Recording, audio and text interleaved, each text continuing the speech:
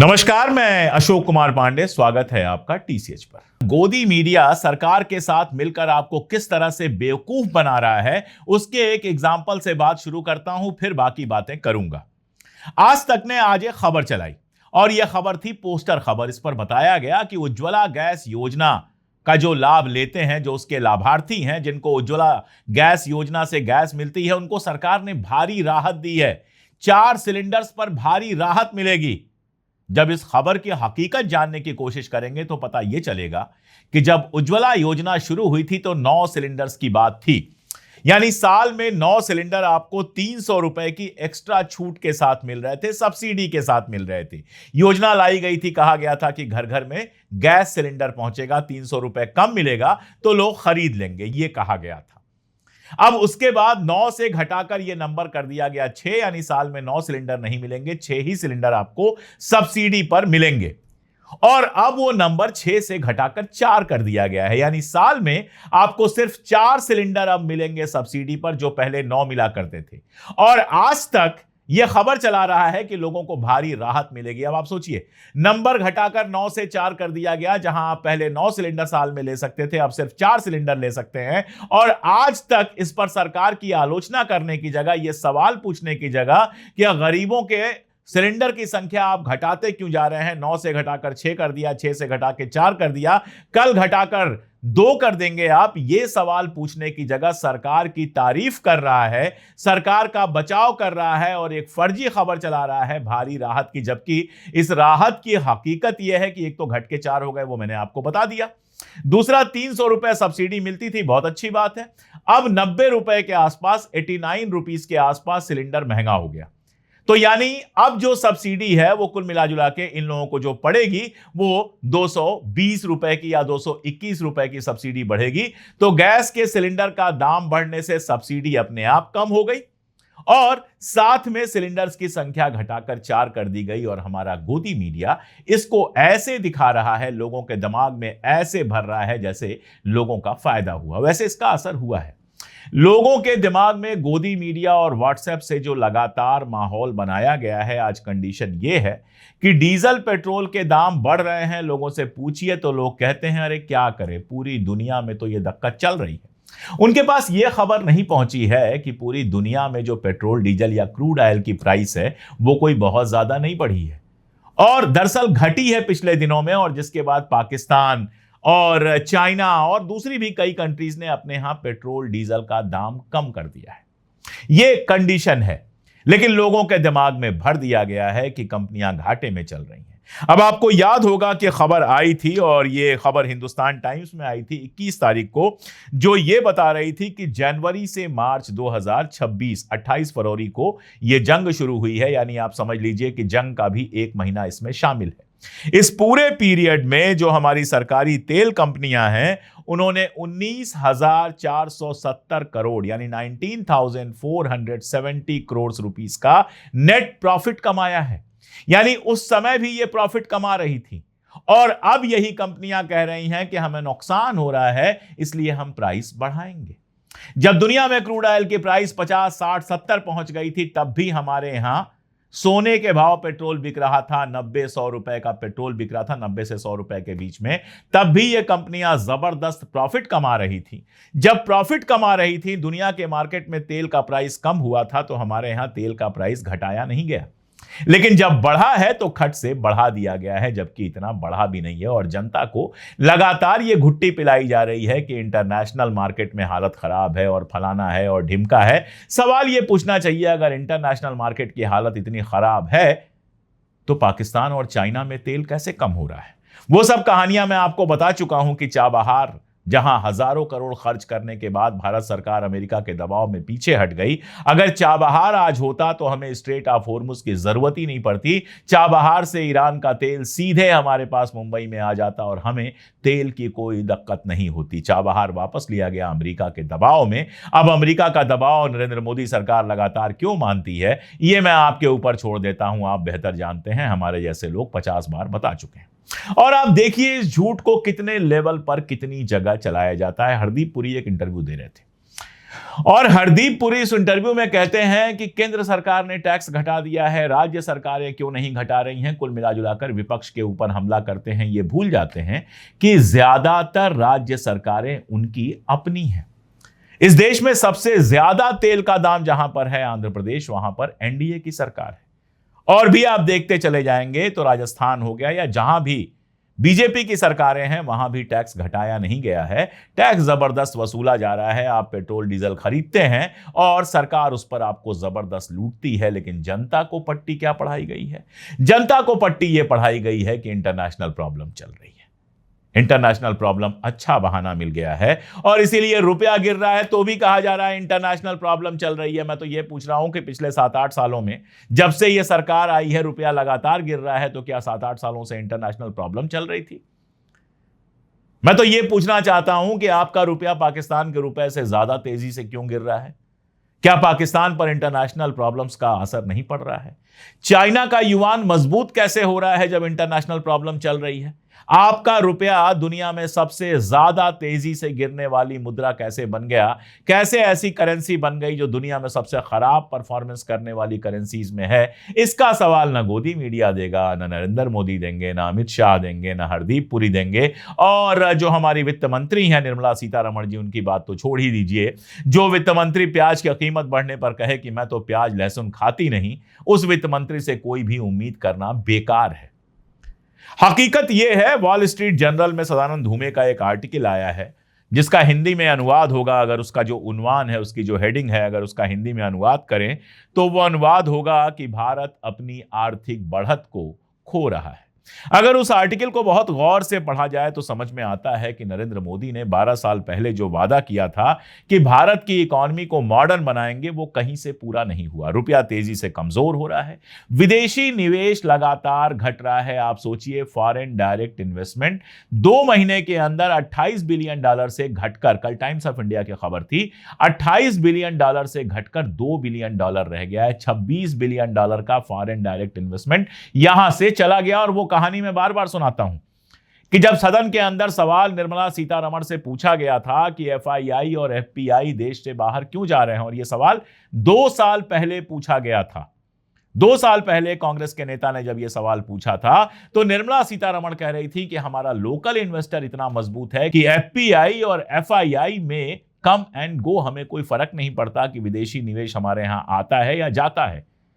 यानी इतना अहंकार, इतना घमंड कि आपके यहां से विदेशी निवेश लगातार जा रहा था और आप उस पर सवाल का जवाब देने के लिए भी तैयार नहीं थे। सवाल भी शशि थरूर ने पूछा था, जो इंटरनेशनल मामलों के साथ इकोनॉमी के भी ठीक ठाक जानकार है।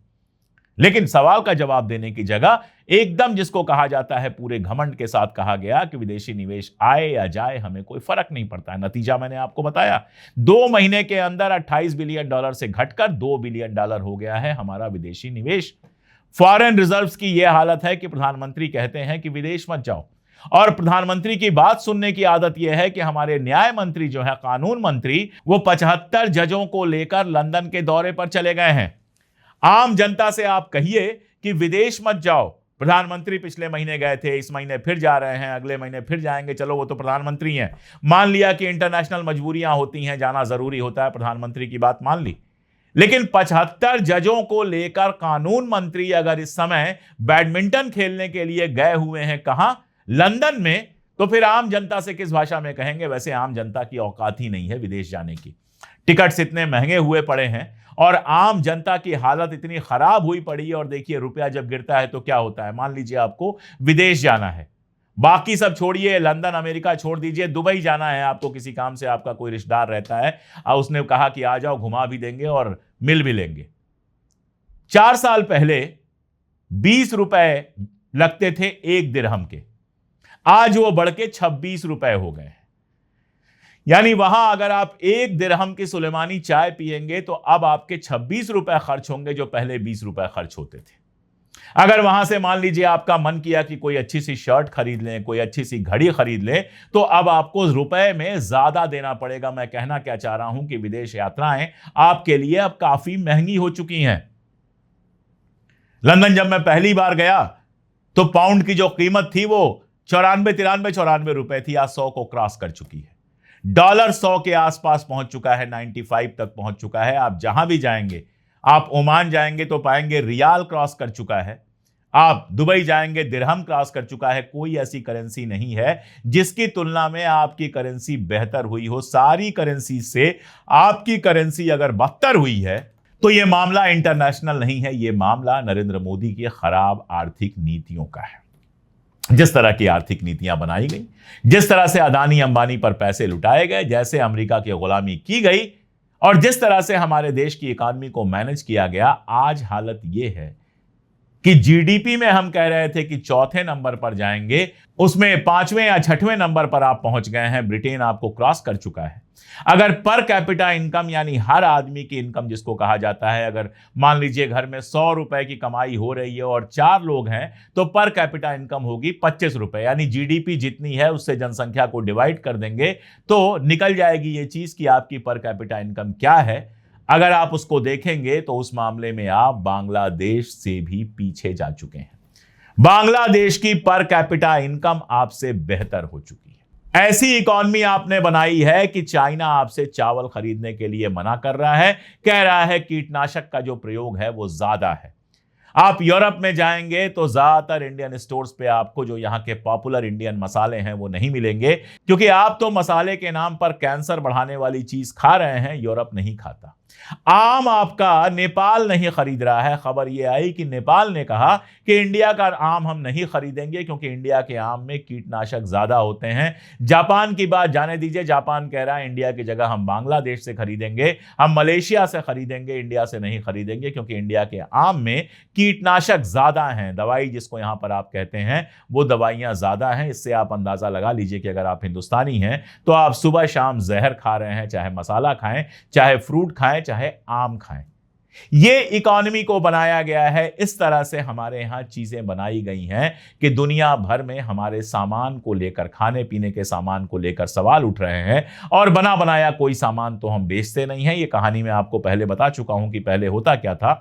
जब रुपया सस्ता होता था तो हमारा एक्सपोर्ट बढ़ जाता था, क्योंकि हमारा सामान विदेश के बाजार में सस्ता पड़ता था तो उसकी डिमांड बढ़ जाती थी। अब ऐसा नहीं हो रहा है। क्यों नहीं हो रहा है?